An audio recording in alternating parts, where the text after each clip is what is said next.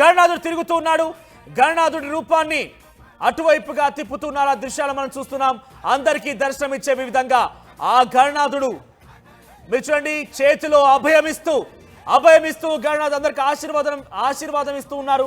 ఆ అద్భుత దృశ్యాలు మీరు ఆర్టీవీ స్క్రీన్ పై చూస్తున్నారు. సో ఆ గణనాథుడు మరి కాసేపట్లోనే నీళ్లపైనే ఆ క్రెయిన్ సహాయంతో గణనాథుడు తేలుతూ ఉన్నాడు. అందరూ గమనిస్తున్నాడు. గణనాథుడు అందరినీ ఓ కంట కనిపెడుతూ ఉన్నాడు. సో తప్పప్పులను లెక్క కడతాడు.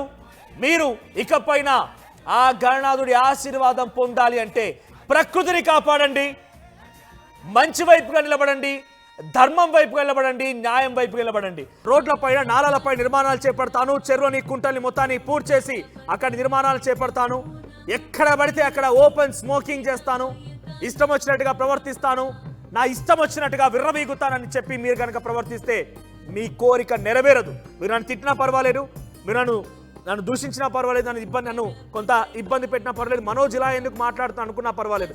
బట్ చాలామంది ఇతిహాసాలు పూజించినటువంటి ఆ మహాగణపతి మీ మధ్యలో నుంచి ఈరోజు తన తల్లి దగ్గరికి వెళ్తున్నందుకు కొంత ఆయన కూడా చింతిస్తున్నట్టుగానే ఉంది. ఆ విజువల్స్లో కనిపిస్తుంది.